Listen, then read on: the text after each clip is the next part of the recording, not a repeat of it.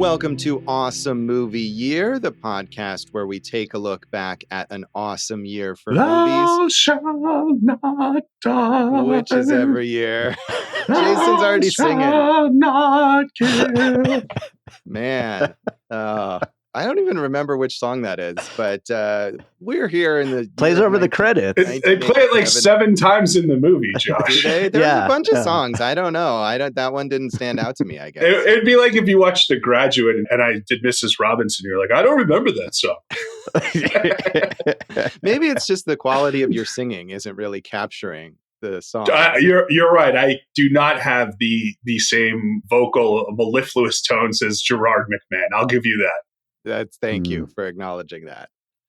We are talking about the films of 1987, and for Jason, because he always loves it, we happen to be in the week of Halloween here as this is coming out, so we decided to do a special Halloween-themed 1987 episode in between our usual categories, and so we are talking about the teen vampire movie, The Lost Boys, featuring that song, apparently. Yes, good promo, Josh. I do love the holiday episodes. I love researching and picking which ones to do, but I think our audience loves it too because, Josh, other than you, Scrooge McJosh, people love the holidays. Yeah. Well, I don't mind Halloween more so than other holidays. I do love the spooky and the macabre, and I love horror movies. I don't like this movie, but other horror movies, other Halloween-themed movies I enjoy. I got to tell you, so after, I act in BattleBots and my character wears like all black and face paint and has like a goth style hood on. And after watching this movie, I felt much more comfortable in my wardrobe. And I was like, I should get a motorcycle and a gang to drive up in my entrance here. So definitely a vampire gang. See if BattleBots will spring for a motorcycle for you. Yeah. By the way, I need some work because we're going on hiatus in November because of F1. So if you got any jobs, I'm ready for. I'm ready. Hire Jason. That's the purpose of this podcast now. What is happening? Oh, we're talking about The Lost Boys, which is a vampire film directed by Joel Schumacher. And starring, this is one of those 80s movies, and I'm not sure, have we talked about movies like this before where it's full of all these young stars who were sort of on the verge of being really famous or were becoming really famous at the time this movie came out? I think with the John Hughes movies we did.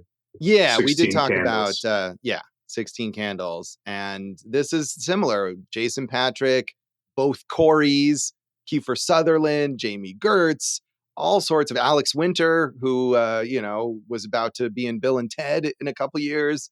Lots of up-and-coming 80s stars as the young people in this film, along with Dianne Wiest as the mom. Yeah, so 2 points. One, I think this was the first movie with both the Coreys, right? I believe so, yeah. This is where they really cemented their friendship, and then they went on to star in a couple other movies in the 80s and take a lot of drugs.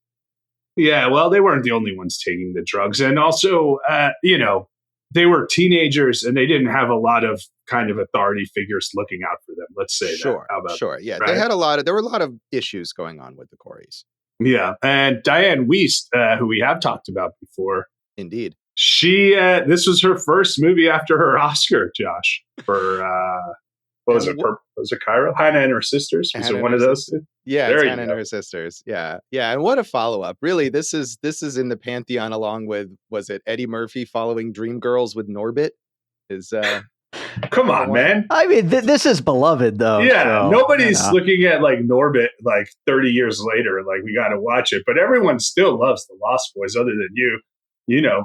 Someone should stake you in the heart for that. I will say that this is better than Norbit. But also, there are I guarantee you, Dave, you put this in the Popcorn and Puzzle Pieces group, some weirdo will come in and defend Norbit to the death. Oh, of course. Absolutely.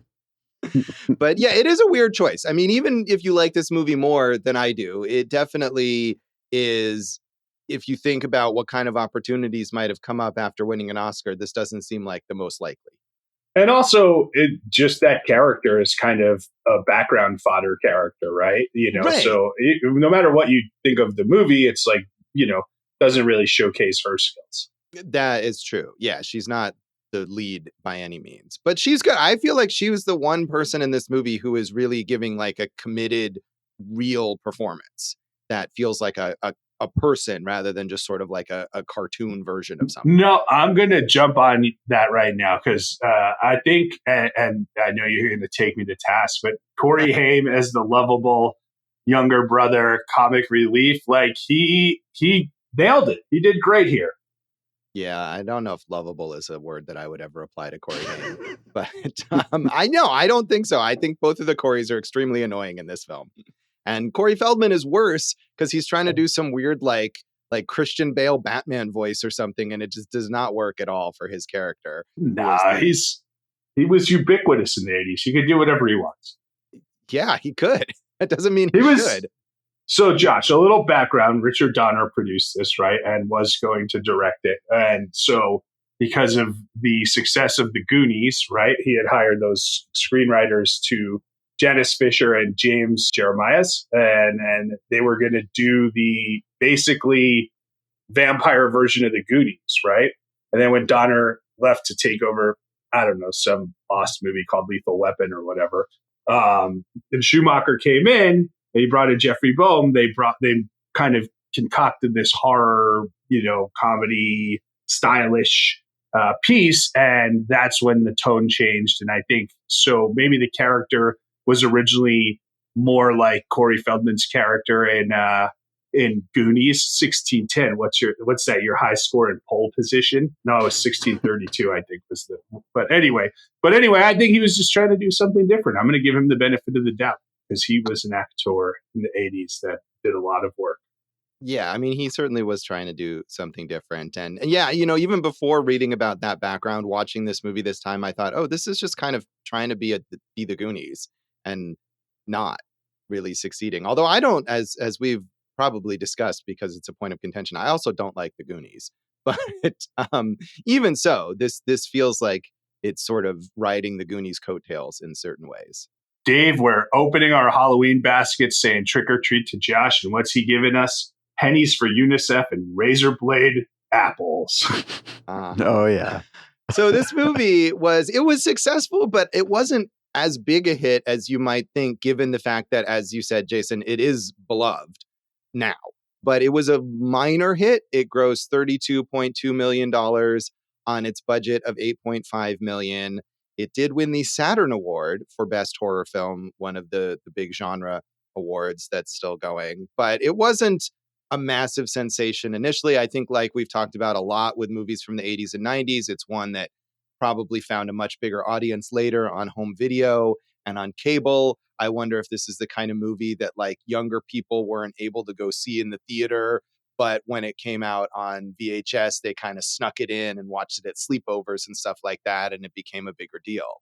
There's really not that much that, I don't think younger kids couldn't watch. I mean, even the love scene between Patric and Gertz is tame, I would say, so. Well, yeah, but I mean, it's rated R. So just the fact that like theaters might have been a barrier to younger kids going to see it. Well, I definitely agree. I mean, obviously it took off even further on, video and cable, where it was probably playing constantly, especially around Halloween. But, you're talking about the 80s, though. 8 million budget, 30 million return is a much bigger deal than if that had happened today. This is a studio movie, right? So. Yeah, true. I mean, it is. I'm not saying it wasn't a hit. I think given its place as sort of a cultural touchstone, I mean, this is the reason we're talking about it here, that we picked it for this episode and not something else, and that it was also on our list of big movies from this year, is because it has this strong following still. And I think I would have imagined it might have been a bit of a bigger hit.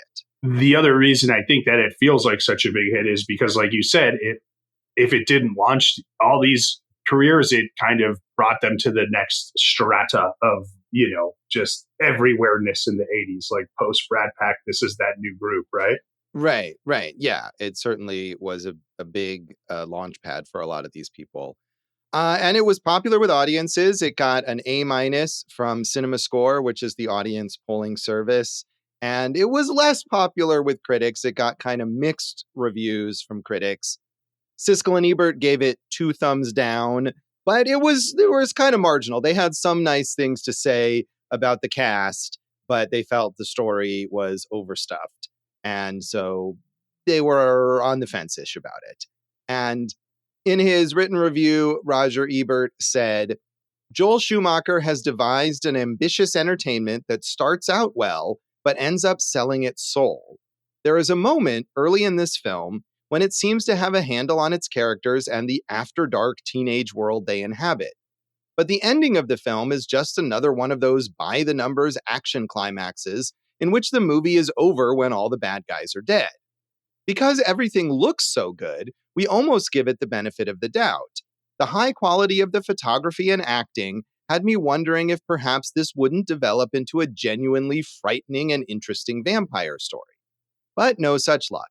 It is no longer a virtue in mainstream Hollywood to bring any genuine, unsettling imagination to a commercial movie. I think that's a fair takedown, Josh, of the movie, because I agree that, the first hour is really, really fun and kind of just moves along smoothly. And then it really just falls apart for me in Act 3. I'm like, I don't even know what's going on here in Act 3. But also props to Ebert for pointing out how stylish this was. I mean, I know, Josh, you're not a Joel Schumacher head. No. But you gotta say, there probably wasn't something done like this in this genre before he did this. Yeah, no, that's true. And I can acknowledge that if you like Schumacher, that his sense of style, I mean, he started out in production design. And so it makes sense that he has that sense of style. And that's really what he's got going for him. And also, this movie came out in 1987 at the height of the popularity of MTV. And you can absolutely see the influence of music videos and that whole teen culture going into this film. I mean, which is probably one of the reasons why they switched it up from that original Goonies type script where it was with younger kids and decided to make it about teens. And that was a smart move. So it does feel like the extended music video, but that also means that it doesn't have a coherent story or interesting characters. And unless there's a kind of a music montage or whatever, there's not really much else going for it. Yeah, Schumacher himself said that, this kind of, I guess you would call it nonlinear or image-based storytelling was a direct influence from MTV. And that's, we're going to see that. We hear about it all the time, but how is the storytelling of TikTok going to bleed into films? It's always something else, right? But obviously MTV had a huge influence on storytelling, and Schumacher, who also directed music videos, was a prime candidate for this type of thing. Yeah, and I think there's plenty of movies where the influence of music videos is positive, and I'm sure that'll be the same with TikTok. But I think in order to successfully incorporate that influence, you have to combine it with some kind of solid filmmaking from a feature film standpoint. And I just think this movie kind of falls short of that. And that's often the case with Schumacher's work in general. I went back to that book, The Ultimate History of the 80s Teen Movie, and I was by James King, and I was reading the Lost Boys chapter, and there's this quote from Schumacher in there. Nobody really knew what we were making, and in some ways, we didn't know what we were making. I'm not surprised to hear that quote from Joel Schumacher. So Karen James in the New York Times said, The Lost Boys is to horror movies what Late Night with David Letterman is to television. It laughs at the form it embraces, adds a rock and roll soundtrack, and if you share its serious satiric attitude, manages to be very funny. But this is more than a richly photographed look at Dracula's stylized sons. The film searches out the menacing undercurrents in ordinary things, capturing the eeriness of neon-bright amusement parks and grotesque funhouse faces. As The Doors' People Are Strange plays wittily in the background, the movie seems to ask how we can separate the seriously strange from the harmless garden variety wackos. The Doors' People Are Strange did not play in the background, Josh. That is true. It is Echo and the Bunnymen, their cover of it. And Dave, Echo and the Bunnymen, awesome. Absolutely. I covered them in concert a few years ago, and the lead singer has, let's say his voice has been maybe ravaged by the temptations of the road. So that was a bit of a bummer. But I do love Echo and the Bunnymen.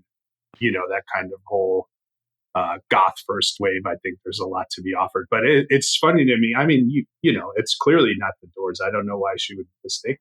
I mean, if you are not like a fan of the Doors, I know for myself, like I'm familiar with that song, but as I was watching the movie, I thought, I don't think this is the Doors version, but I'm not sure. And I watched the credits to find out. And one thing I do notice, especially in reading old reviews sometimes, is that with the internet didn't exist. And if you didn't take notes on something while you were watching the movie, you might not know. Ebert, I'm pretty sure it was Ebert in his review, gets like a key point of the plot completely wrong in this movie.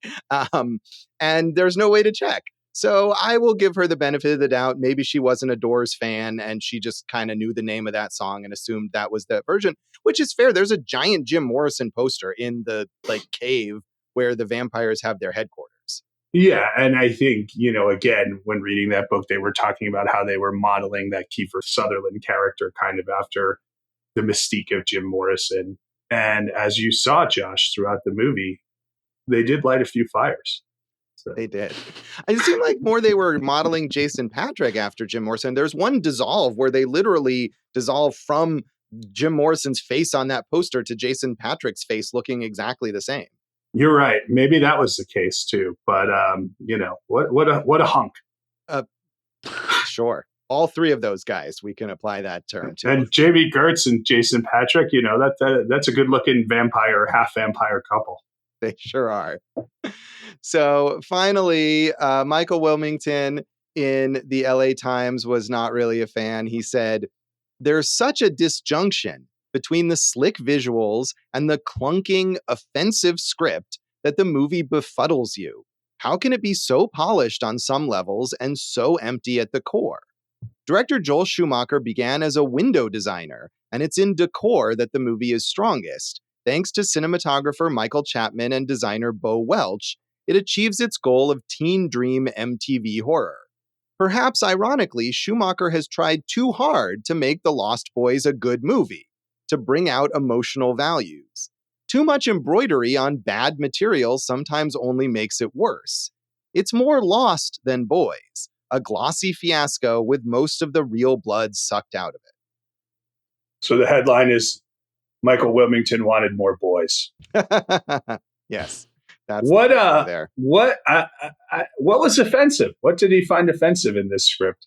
I think it's not so much that it was offensive in the sense that it was like racist or something. I think it was offensively poorly written. It was offensive to his sensibilities as a critic, I think is what he means. I mean, when Schumacher took over, he brought in Jeffrey Boehm, and that guy has written Indiana Jones and the Last Crusade, Lethal Weapon 2, Inner Space. So he's got a pretty good track record there. I don't know. And, he mentioned Chapman and Welsh, who we've talked about Chapman. He's only filmed little movies like Raging Bull and, The Taxi Driver. So whatever.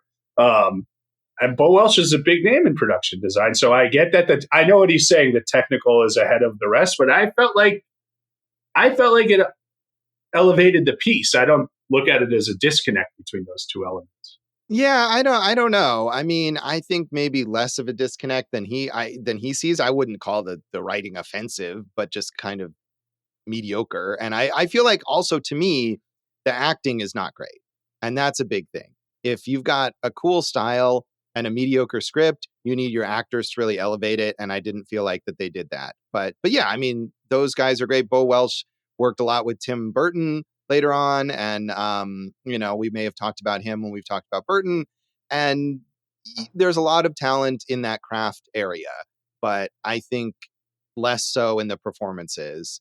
And that really brings it down for me. I guess, how much of that falls on Schumacher, right? Because if that's your opinion, and that's fine, like, these are teen actors. They all kind of had this idea of like, we don't really know what we're making. So they kind of would have needed a strong vision to kind of push that forward.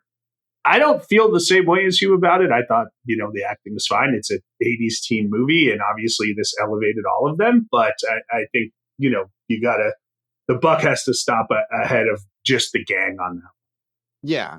Yeah, I think so. I mean, they all, in terms of those younger actors, like they look good. You can see how they have charisma. You can see how this would have led to bigger things for them. But I just think it's not necessarily their best work or representative of what they can do.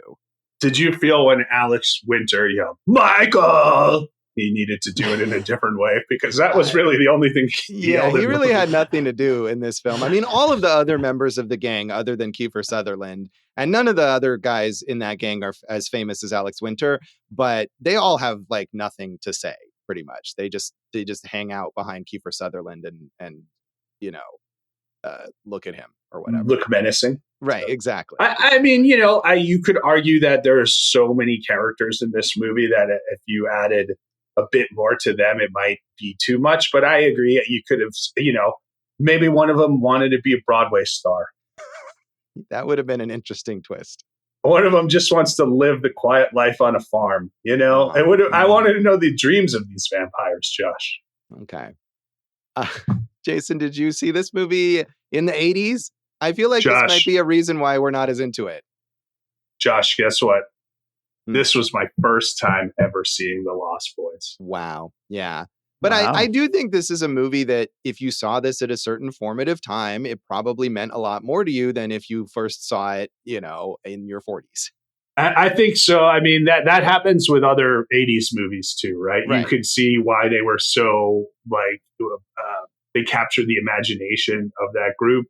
And then you're like, yeah, I get it, but it's not for me. But, it is fun to look back at these anyway, because this, like I said, the ultimate history of the 80s teen movie, like this dude wrote like a almost 400-page book on this because that was such a strong genre then. And, teen movies now still exist, but it's not like the world beaters that they were back in the 80s. Right. This is certainly like the height of that genre, we think of it. And I, too, did not see this movie back then, although this is the kind of movie that I would have seen, I think, that I would have really wanted to see. So I'm not really sure why I never got to it until much later. And I think actually the first time I watched this movie was when one of the belated direct-to-video sequels came out in 2008.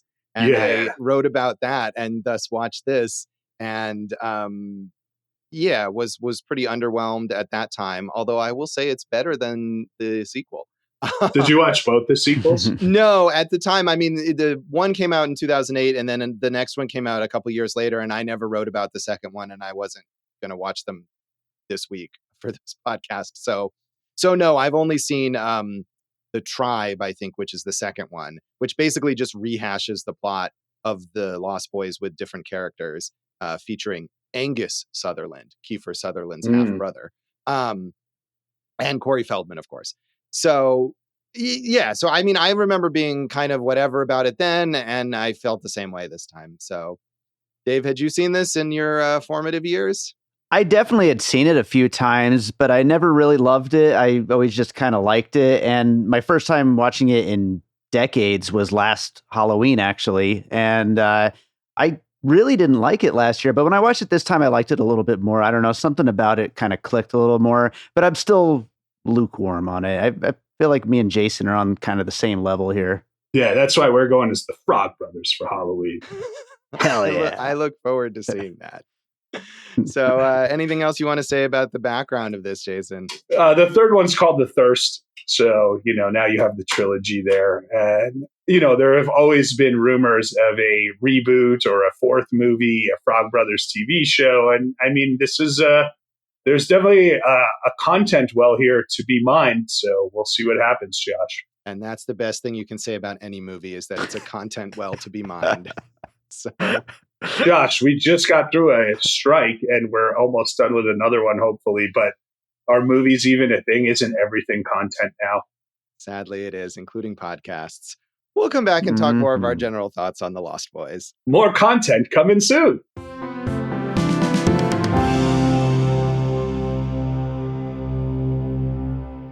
Welcome back to Awesome Movie Year. In this special Halloween episode of our season on the films of 1987, we're talking about teen vampire movie The Lost Boys. Sorry. They get rid of the definite article for the sequels for whatever reason. They lost the lost. No, they lost the. They lost Yeah. the in the Lost Boys was what I meant to say. Of course you did. Awesome grammar year. Yeah. Are there any lost girls in the sequel? Not that I recall, but again, I haven't seen it in like 15 years, so maybe. And I believe The Lost Girls was one of the sequels that Joel Schumacher was trying to get off the ground for years after this was made. That makes sense. Yeah, I'd go for that. And maybe if they do a reboot, they'll do something like that. But it was mainly about the boys, I think, even in those sequels.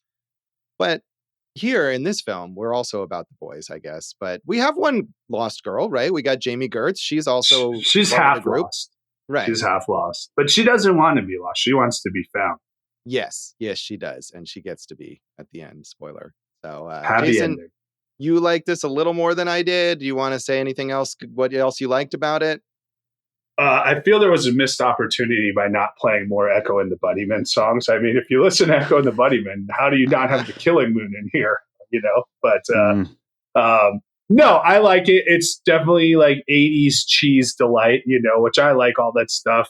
Schumacher totally plays up like, you know, fog machines and, you know, flying through the air. Some of the effects just look like a dude standing in front of a background moving his arms and waving, right? You know, but it's fun. I don't love it. As I said, the first 2 acts, the first hour, I was quite enjoying. And, you know, it's always fun to watch these teen movies from back then, but then it just totally goes off the rails in Act 3, I think. Yeah, I mean, it feels like they don't really, as you were saying, apparently was the case. They didn't really know what kind of movie they were trying to make. And it's like, is this a teen comedy? Is it a romance? Is it a horror movie? Is it about the family dynamic? Is it about the gang? Do we want to care about the romance between Jason Patric and Jami Gertz? Is it more about the relationship between the brothers? And it's just none of it really comes together. Well, I mean, Jason Patric is the kind of center point in all those elements, right? So, right. You know, I do think the way he becomes half vampire, and kids, here's a lesson. Don't succumb to peer pressure when vampires are telling you to drink bottles of blood. Because you turn into a half vampire, and we don't want that for you, kids. I mean, maybe you want that. Then you can go for it. But I would say go full vampire if you're going to do it. So, well, I mean, he could have gone full vampire, but he decides that he doesn't want to. He's dipping his toes in both worlds, Josh. Yeah, he's bi-vamp. I don't know what the word there would be.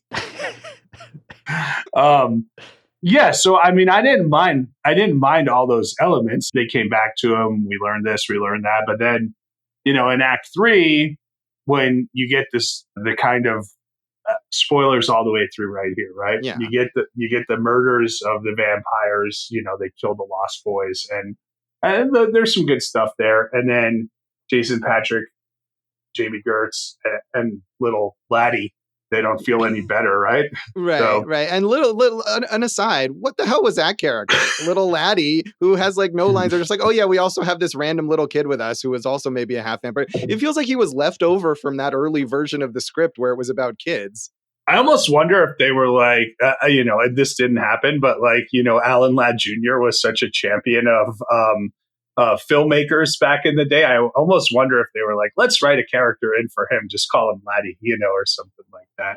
But so then you get to this bigger reveal of who the real head vampire is. And that just doesn't, that feels like very flaccid. It goes, wah, wah, wah, you know? Yeah, and so it's so like, you know, Jason, you were always complaining about the plot holes, and there's a whole long scene, right? Because the real head vampire guy, it turns out it's the like video store owner or whatever who's dating Dianne Wiest, right? And they think he's the Frog Brothers, and Corey Haim are convinced he's the vampire. So they do this whole test of him at dinner, right? They feed him garlic and they make him look in the mirror. Shut the lights, yeah, right, and all this stuff. And he passes the test, and they're like, okay, he's not the guy. And then the twist is that he really is the guy. And they're like, but you passed all the tests. And he's like, well, you know, if you invite a vampire in your home, then like it just waves it all away. Like, what are the fucking rules of vampires in this movie. I agree. It kind of, you could see the influences of this on True Blood, but I think True Blood, at least those first few seasons, laid a more clear path of what vampires can and cannot do. Yeah, I mean, I think that's to me like an essential thing. Like, you can make your own rules. You want to say like, oh, in our movie, vampires aren't affected by garlic or by crosses, or you can see them in the mirror or whatever. Like, fine, but make the rules consistent. Like, set the rules and then follow the rules. And it just, that really annoyed me. And I think, Josh, you and I both have issues with movies where like arbitrary side character who is never menacing at all turns out to be criminal mastermind or whatever it is, right? Like, it's like, oh, it's that guy? Come on, Yeah. So that falls flat for sure. Right. But I was happy that Dianne Wiest worked in a video store. What a time to be alive. Yeah. Again, she was to me the only like real bright spot of this film. But I mean, also I felt like the scene where they like go overboard trying to test him and Dianne Wiest is all annoyed with them. It was like, okay, thematically, maybe this has something, about the family dynamic, and she's divorced and they're kind of uncomfortable that she's now dating someone. And so they immediately jump to this conclusion about him and then they turn out to be wrong. I thought, okay, that's a sort of family character development thing. And then at the end, they're just like, no, they were right. He was a vampire. Yeah, I thought they were going to find him dead when they went to like visit him, that the vampires would have eaten him. And that's another kind of, I guess, inconsistency where like the dog who the family owns, Nanook, every time there's a vampire nearby, it barks, right? And then, so you're under the impression that dogs can sense vampires, but then head vampire owns a dog and then he barks at people. Is he a vampire dog, Josh? Because I'm all for that movie. I think he's like a hellhound or something. There's at one point where they talk about the Frog Brothers, I think, talk about how vampires have these like animal guardians or something like that. And I think that's the idea there. Is that that's his whatever. And when she goes to the house and the dog barks at her and tries to attack her and we don't see him, I think maybe they're meaning us to think what you thought, and I did too, that like, oh, he's dead and this dog has now been, co-opted by the teen vampires or whatever. But it is all kind of unclear. Going back to the original idea, if it was the Frog Brothers and Corey Haim, and their whole thing was like, we got to hunt the vampires to save the town, right? Very 80s teen fun. But, I don't think it would have worked as well at that point in time, because we had moved to this new state of, I don't know, more adult teen movies, I guess you would call them, or the MTV kind of aesthetic, right? So all the things that don't work probably also helped it along with the box office that kind of sizzle over steak, shall we say, but I agree with you. Those are things that don't work and I just got to deal with them and wonder what could have been. I do like the kill of Alex Winter. That was a cool kill where the Frog Brothers, they're all, first of all, you see all these vampires sleeping in their cave upside down. That's a good reveal. And then the Frog Brothers go climb up where they're hanging from the ceiling and they stake him in the heart. And that was a good kill. Yeah, and then he just like spurts massive amounts of blood everywhere. Well, I also like that vampires could die in different ways. I thought that played to the idea of like, hey, you never know what's going to happen and we can showcase all these kills in different ways. Like the dude who goes into the garlic bathtub and he's like, it's just garlic, and then it's like, it's holy water and garlic, and then he just kind of disintegrates. And talk about a blood spill. That was a real deluge. A blood bath, if you Heyo. But right, I mean, that's another one of those things. It's like, okay, so maybe garlic doesn't affect these vampires. Like, fine, that's fine if that's one of your rules, but just make it clear, make it consistent. I'll tell you what, Josh. I know you don't know I'm going to do this, but last night Josh and I were on the phone, and Josh pitched me a hell of a horror movie idea with a former 80s teen star. Josh, why don't you pitch that one right now? This has nothing to do with what we're talking about. Jason just found this amusing. I love that you two talk on the phone, by the way. Yeah, That's great. We're friends. We're buddies. We're buddies. We like to chat. Yeah. We're like Frog Brothers. That way. Right. We're going to go hunt some vampires later. I think Jason was speculating that C. Thomas Howell was involved in this movie or another 80s. No, not in this movie, but was he involved in an 80s vampire? Yeah, and I wasn't sure if that was the case, but he's definitely not in this movie. But my suggestion was that he should star not in a vampire movie, but in a werewolf movie called C. Thomas Howell. And Jason found that very amusing, and I appreciate your support of my little joke, Jason. Thank you. Dave likes it too. It's a great idea. Yeah. I think we beat this thing out. Now it's out in the world, and someone can run with it from listening to this podcast. Do you know that story about like Prince, where like he would wake up at 2 or 3 in the morning and he'd call people and he'd be like, hey, he'd call musicians. He's like, hey, what are you doing? Like sleeping. And he's like, well, come over. I got to record. And he's like, no. And they're like, can this wait till the morning? And he's like, no, we have to do this now. And the reason was he always said, like, if I don't record this now, then Michael Jackson might record it, before I get to it or something. Once an idea is out there, if you don't use it, it will find its way to someone else. I love that kind of artistic theory. All right. So by that theory, you're saying that now, because this idea is out there, someone is going to make this film. The only thing is we have proof that you have documented it here, Josh. But because of this podcast. Thank goodness for that. Should we keep talking about the Lost Boys, maybe? You know who's a Lost Boy? C. Thomas Howell. Where is he now, Josh? He's not. He's not a Lost Boy. He's not in this film. He was a big 80s teen star, which I assume is why you thought of him. But he's not in this film. So maybe we'll talk about him in further detail with another film that he is in.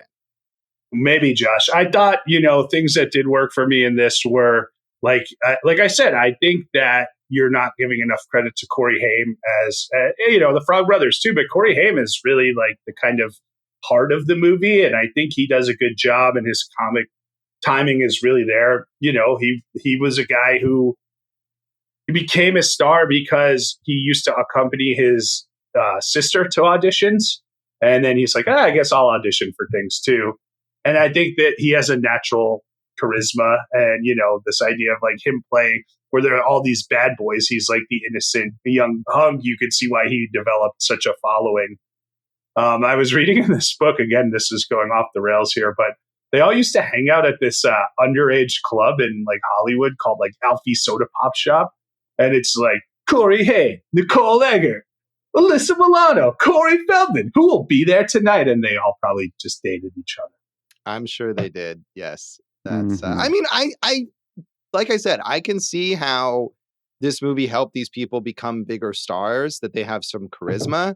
I just think the acting and like you were saying earlier, some blame for that falls on Schumacher because especially these are young actors and some of them have a lot of experience for being so young, but still, he's got to be able to guide them. And maybe he just didn't really have a handle on what kind of movie he was making. And so the performances are a bit all over the place. Or Corey Feldman comes in and is like, I'm going to do this voice the whole time.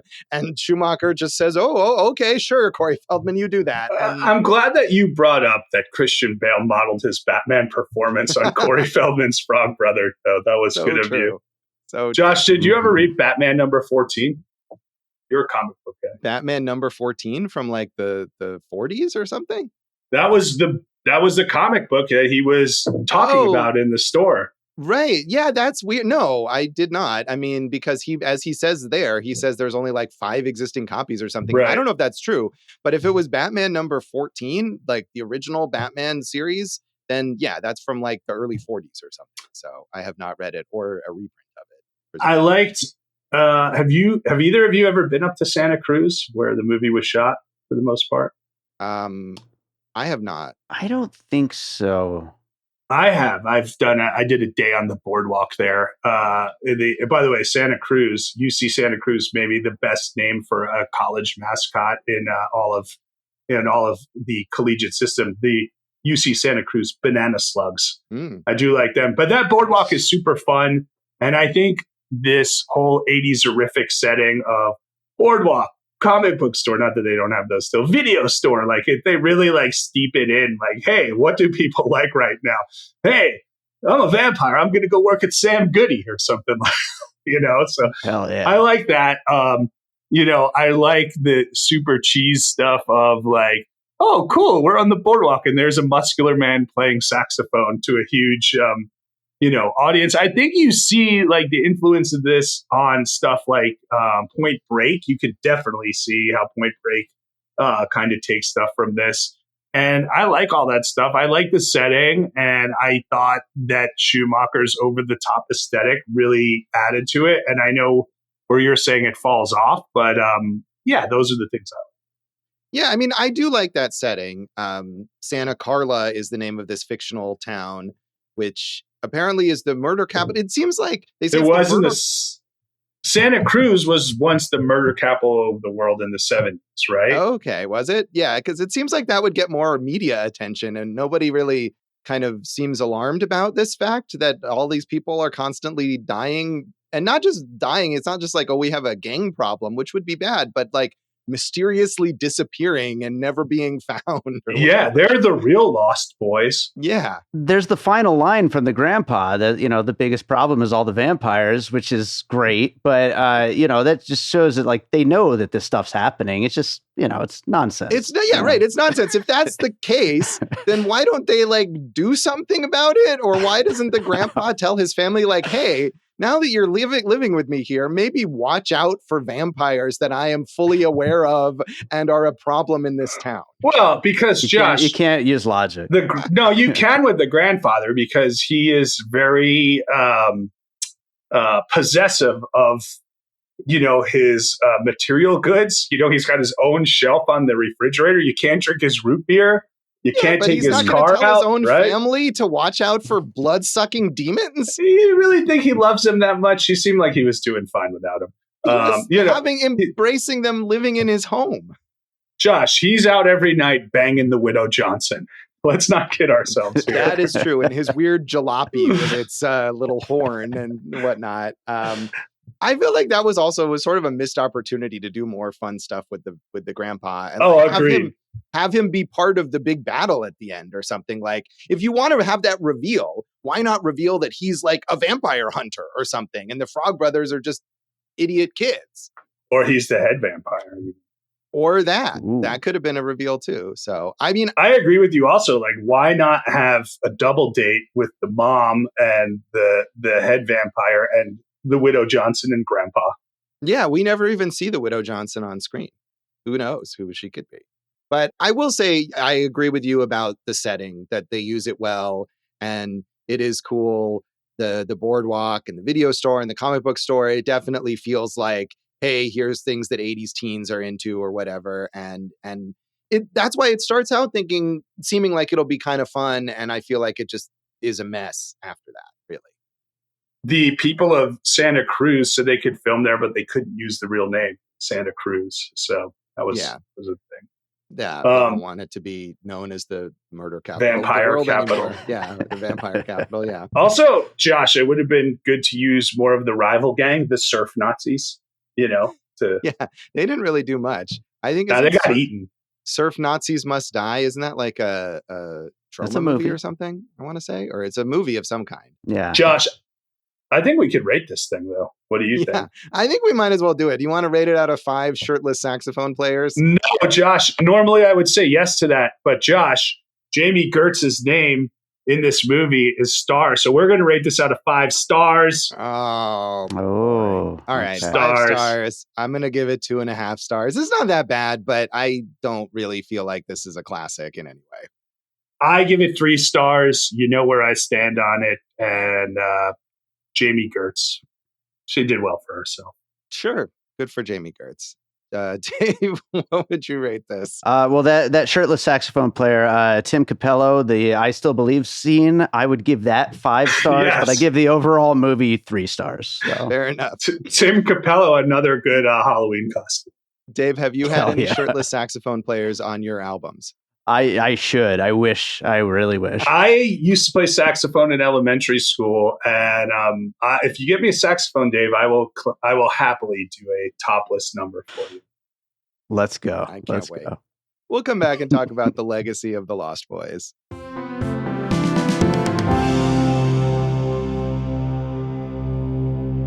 Welcome back to Awesome Movie Year. In this episode of our season on the films of 1987, we're talking about our special Halloween pick, The Lost Boys. And we already mentioned a bit sort of the franchise that this grew into. It despite being a medium-sized hit, it never had a direct sequel immediately later. Joel Schumacher was aiming to get something going, including a sequel called The Lost Girls. Apparently, I guess Kiefer Sutherland's character, who seems kind of dead at the end of this movie, but maybe was not dead enough, was going to potentially come back. But that movie never happened. No sequel. Schumacher never made a sequel. Eventually, there were those two direct-to-video sequels, Lost Boys: The Tribe in 2008 and Lost Boys: The Thirst in 2010. Corey Feldman was the only cast member to return for both of those as the one frog brother. Corey Haim has a very brief cameo. I think it's like a post-credits cameo in that first sequel. And that also does feature Angus Sutherland as the main vampire. And then Jamison Newlander, who played the other frog brother, shows up in The Thirst, which I have not seen, but apparently that one's more about like the frog brothers going on a new mission to take down some different vampires. Whereas that first sequel, I think it takes place in Santa Carla again. And it's like some other family moves in and like the vampire gang goes after them. And it's really just a rehash of the original. Yeah. I mean, the real sequels, Josh, are the thrust of these stars onto mainstream America. Yes. And that is true. I mean, there's so many stars. I don't know if we want to go through all of them, but of course the Coreys were huge in the 80s, teaming up in like License to Drive and Dream a Little Dream. And then both of them had a lot of issues with substance abuse. And Corey Haim sadly passed away in 2010. But before that, they did their reality show, The Two Coreys, which actually was going at the time of that first Lost Boys sequel and the production of that sequel and Corey Feldman trying to get Corey Haim to like be sober enough to appear in it, I think is like one of the major elements of that season. After Corey Haim's first stint in rehab, he made a documentary that I believe one of his co-stars in The Lost Boys like told him like, hey, you should make this called Corey Haim, Me, Myself, and I. And it was like a 35-minute movie just being like, hey, look at how good things are. But it was not. It was like a Britney Spears comeback. It showed that she needed more help more than that she was back. Yeah. I mean, and sadly, Corey Feldman tried to help him. But, if you need help, Corey Feldman is maybe not the number one guy to help you. But, I know, he's an obvious punchline, but, I think his message gets lost in the way he delivers it. But, he's trying to stop pedophiles. So that's a good thing. Right. That is. But I think you're absolutely right, is that because he himself is so unreliable, that whatever message he's trying to get out and whatever truth there is within his message, people don't take him seriously because he's also doing all sorts of erratic, strange things himself. And, and he continues doing that. He's got his weird music career and his obsession with Michael Jackson and all sorts of stuff. But he also made a documentary like more recently, I think, where he supposedly exposed all of this pedophilia and abuse of both him and Corey Haim. And some of that, or even all of it may be true, but I think you're right that no one is really paying attention to it because he doesn't seem like a stable, like sane person. Yeah. I mean, I think, again, we're talking about kid actors who needed protection in a lot of ways. Obviously that would be the most serious way, but like, the access they had to drugs and alcohol, and every actor who was in this movie was like, yeah, we were in a party town and there was a lot of downtime and it was the most debaucherous summer of our lives. And I mean, this movie is full of debauchery. So I think they just kind of took that spirit and ran with it off screen here. I mean, if you look at all the, like, didn't Kiefer Sutherland also have an alcohol problem? I mean, a lot of these guys needed some type of professional assistance to get off of whatever they were on around this time, I think.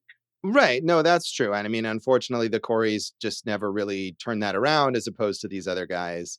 So, Dave, have you ever seen the Lifetime movie, A Tale of Two Coreys? I'm pretty sure, but it's been a long time. But I'm sure it's fascinating. Yeah, I haven't, but I guess it was actually produced by Corey Feldman, and Jameson Newlander has a cameo in it, as not as himself though, weirdly. So something to watch, probably. Corey Feldman was in over 100 television commercials and 50 TV series in the 80s, not to mention all the, Goonies, Gremlins, Stand By Me. These are like iconic 80s movies that he did. He was a huge star. He was absolutely at that time. And he kind of burned out quickly in that stardom. Kiefer Sutherland, I think of all of these people, he's the one who's had the most sustained, successful, acclaimed career, in film and in TV. I think we talked about him when we did our episode on A Few Good Men, but of course, 24 that he did for many, many years, Designated Survivor. He also must have worked well with Joel Schumacher. They made several more movies together, Flatliners, A Time to Kill, Phone Booth. He's in all of those. And just this week, as we're recording this, he's got a new movie. He's in William Friedkin's final film, The Caine Mutiny Court Martial, which has been getting a lot of good reviews. I'm excited to watch that. And then after that, he's doing Eastwood's supposedly last movie, Juror Number 2. Josh, the kind of, it's always fun to go back because like we talked about, like they're also intertwined in so many weird incestuous relationship ways. Like Robert Downey Jr. and Sarah Jessica Parker were living together as a couple. And then Robert Downey Jr. was too drugged out and Kiefer Sutherland was living there. And then he ended up with Sarah Jessica Parker. And then, of course, he and Julia Roberts were going to get married and she called it off. And then 3 days later on their wedding day, she went to Ireland with Jason Patric. It's like everyone is effing everyone. And what a time, Josh. Mm-hmm. Speaking of 24, Josh, I have more to say on that, but there's no time, Josh. There's no time. Thank you for that very loud impression of Jack Bauer. He did it in every episode. That's what it is, Yeah. You mentioned Jason Patric. This was, I think, is either his like first or second role at all. This was a big breakout. No, not his first, because he was in Solar Babies with Jami Gertz the year before. There you go. So I think that might have been his first role, and the two of them reteamed on this. And he was never quite as big a star, but he works very steadily. I mean, he had some big movies in like the 90s and the early 2000s, Narc and Sleepers, and unfortunately replacing Keanu Reeves as the star of Speed 2. These days, he's mostly in a lot of B movies. I think like pretty much all of his credits for the last like 10 plus years were movies I'd never heard of, but he's working steadily. Well, he does some Broadway here and there, and he's Jackie Gleason's grandson, which is kind of cool. Yeah. But Josh, you can't just brush over Narc and not talk about the genius of the film Narc, Mr. Joe Carnahan. That is an all-timer right there. I know you're a big Joe Carnahan fan. I love that movie, too. It's a dope movie. Yeah. Dianne Wiest, as you said, I think we've talked about her before, but, brilliant. 2 Oscars for Hannah and Her Sisters and Bullets Over Broadway.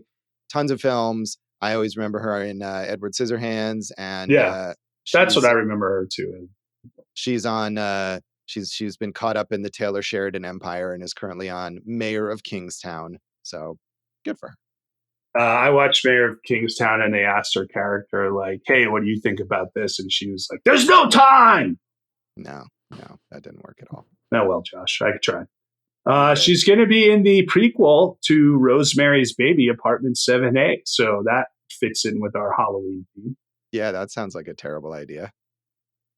All right. Well, we'll just move on then, Josh. Yeah. Should we talk about Joel Schumacher? We seem to have a very, much like Chris Columbus, maybe a contentious view. I'm saying this guy's a hack. He's a whether you like some of his movies, he's a hack. I looked up the filmography. First of all, he was not just a production designer. He wrote a lot of movies too, including Car Wash and The Wiz, Josh, DC Cab. So he's working in a lot of disparate, different kind of genres here. And St. Elmo's Fire, talking about John Hughes. That's right up that John Hughes alley. But Josh, I feel like, look, Falling Down and Tigerland, those are both really good movies. I haven't seen Tigerland and I haven't seen Falling Down in a very, very long time. And I feel like that's the kind of movie that maybe hasn't aged well, but Yeah, it definitely, sure. You couldn't make it today. But at the time, it was a very cool movie. Yeah. I mean, of course, he's notorious for making Batman and Robin, which is still known as like one of the worst Hollywood movies ever. And later in his career is just a string of absolutely atrocious movies. 8mm, The Number 23, 12, Trespass, which manages to be one of the worst of those terrible, like Nicolas Cage direct-to-video thrillers. I mean, just utter garbage for like years and years. Okay. And those movies I've seen. I've never seen St. Elmo's Fire or Tigerland, but I've seen all those terrible thrillers. Phone Booth was pretty good. I agree with Kiefer Sutherland. So, Phone Booth is good. I'm with you on that. Yes. I mean, St. Elmo's Fire is worth watching, especially as we're talking about 80s teen movies, because that's like that next step of a genre that I love, like 20-somethings who can't really figure it out. I don't think it's the best version of that, but it's still a fun movie. And yeah, I mean, look, he was a big name for a long time. And Josh, of course, loves to throw dirt on his grave at this point. Yes, he did. He did pass away in 2020. I mean, he had, I'm sure, a very satisfying career, made a ton of movies, including movies like this that are beloved. And even Batman and Robin, I think, now has some defenders. But in terms of Lost Boys, there is supposedly a remake in the works that's going to be directed by Jonathan Entwistle, the creator of that Netflix series, The End of the Fucking World. And Noah Jupe and Jaden Martell are set to star in it. I'm not sure which parts those guys are playing, but, you know, popular teen stars of the moment. So I guess that's a thing. Why not? Alex Winter is going to be in a movie called Absolute Dominion, and he's a working documentarian, obviously, with the Bill and Ted comeback, which we've talked about too. But he's acting a lot more now. But in Absolute Dominion in 2085 AD, the world has been destroyed by religious warfare. Desperate to save humanity, global governing forces hold a gripping, no-holds-barred martial arts tournament. The last fighter winning gets absolute dominion of one faith. And the winner is going to be Kirk Cameron. Yeah, that sounds... I don't know about that one, but he was just in that Steven Soderbergh miniseries, Full Circle, which was nice to see him like randomly pop up in that. I watched that and I couldn't place him in that right now if you ask me to. He's Timothy Oliphant's lawyer that he goes with in a couple scenes. Interesting. But, that was good. Yeah, that was a good show. I would recommend that show. It was. I would also recommend it. And I haven't seen any of his documentaries, but that seems like the main focus of his career these days is directing those documentaries. It's blood sport, but the winner gets to choose religion. I can't wait. Hell yeah. What? Dave's all about that. I'm in. Dave is adding that one to his watch list as we speak. And that movie, actually, I was wondering if this is the one, and it is the one that was shot right outside of Las Vegas here. And I think probably people that we know have worked on that. We missed our chance, Dave. We should be consulting it. Josh, I'm going to run through these. Jami Gertz, Less Than Zero, Square Pegs, Twister. And she is married to Tony Ressler, and he's a billionaire. And they are part owners of the Milwaukee Brewers and the Atlanta Hawks. Of course, Seinfeld fans will recognize her for not being able to spare a square. Yeah. But, can't do better than marrying a billionaire, right? That's pretty good. Yeah. And I mean, I'd like to marry a billionaire. I think they were married before he was a billionaire, too. So, they've been married. Good instincts on her part. Yeah. Way to go, Gertz. Go out and Gertz it. I don't know what that means. Edward Herrmann, who played Max, the head vampire, was a director, writer, and actor. He played Franklin Roosevelt in the miniseries Eleanor and Franklin and in the film musical Annie. You remember Annie, Josh? Sadly, I do. And he was, you will remember him as the dad, Richard Gilmore, on Gilmore Girls. Yeah, I definitely always think of him as from Gilmore Girls. Yeah, he's got an Emmy for The Practice. And he's been in movies like The Aviator and Reds. He's got a Tony for Mrs. Warren's Profession for Best Featured Actor. A very storied career, as did have Barnard Hughes, who played the grandpa. He was in more than 400 theater roles, which is pretty awesome, dude. And he won a Tony Award for Best Actor in Da, and he was also in the movie version of that. All right. Yeah, I don't know if I've seen him if he was in 400 movies, I probably have seen him in something else, but did not recognize him. Yeah, I mean, this is He also has an Emmy for his work on Lou Grant. Oh, that I have not watched. But this is such a stacked cast. I mean, so many people who've had these major careers going forward from this. But I think that covers it. Do you want to say anything else about the legacy of this movie, Jason? Thou shalt not kill. Thank you.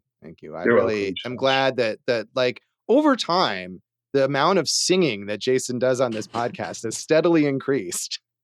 Dave, pick all those clips and let's drop an album. Hell yeah. Love to hear that, along with your saxophone playing, which I'm sure has only improved since elementary school. It'll be way better because I'm going to be doing it without a shirt this time. Nice. That's the Lost Boys, and that is this episode of Awesome Movie Year. You can suck our trick or treat with online. us. Yeah, trick or treat with us online and on social media. We're at awesomemovieyear.com, Awesome Movie Year on Facebook and Twitter. Our Instagram is still terrible. It's Awesome Movie Pod, I believe, on Twitter, but whatever. It doesn't matter. Twitter's not even a thing anymore. Yeah, no, I think Twitter is about to implode, but we're still there for now, and it's X. Someone has staked the heart of Twitter, and his name was Elon Musk. So, have indeed, yes. Mm-hmm. I'm Jason Harris Comedy, or Jay Harris Comedy, and all the things. Eat This Comedy, also a thing. Shows coming up in November. Hooray for that! Also, go for Jason on Letterboxd. Come on, join the club. Jason also available for hire, birthday parties, bar mitzvahs, whatever you got going. He needs the work. As a saxophone player, or as what? As anything, right? You know, you need. We're just taking a month off. You know, Josh. When has anyone ever said we're just taking a month off and then has not come back after that month? Come on, man. Never that has happened. Especially in show business, when they tell you it's just going to be this amount of time off, it's not like they ever don't come back. We'll look on the bright side there for you, hopefully. You can find me at joshbellhateseverything.com. Just a bunch of old stuff there. At Josh Bell Hates Everything on Facebook. At Signal Bleed, still on Twitter X for now. Also at Signal Bleed on Letterboxd and on Blue Sky, because I'm trying to get ahead of the end of Twitter there by jumping ship over to Blue Sky. So we'll see how that goes. And you can listen to our producer David Rosen's awesome podcast, Piecing It Together. Check out Piecing It Together wherever you listen to podcasts, and follow us on social media at Piecing Pod. And since it's a Halloween episode, I will plug my new horror movie score, Blind Malice, that just came out this month. So you can add that to your Halloween playlists. Yeah, spooky. Mm-hmm. See, very Malice spooky. Comes in all forms. Mm-hmm. True. Yeah. Jason, what's in our next episode? Josh, I believe our next episode is a companion piece to The Lost Boys called The Last Emperor, the best picture of 1987. Yeah, I'm sure we'll draw a lot of parallels there coming up in that episode. So tune in next time for The Last Emperor, and thanks for listening to Awesome Movie Year. Thank you for listening to Awesome Movie Year. Make sure to follow Awesome Movie Year on Facebook, at Awesome Movie Pod on Twitter, and at Awesome Movie Year on Instagram. And if you like the show, review us and rate us with 5 stars on Apple Podcasts.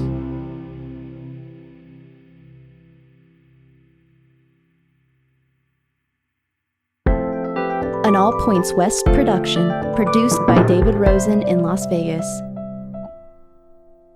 The restraint I just held in of not plugging my album more content. Your album. Well, when you edit, Jeez. just put a commercial for your album in between segments, and we don't. I'll just play the song more as the play out music. Yeah, so. that is okay.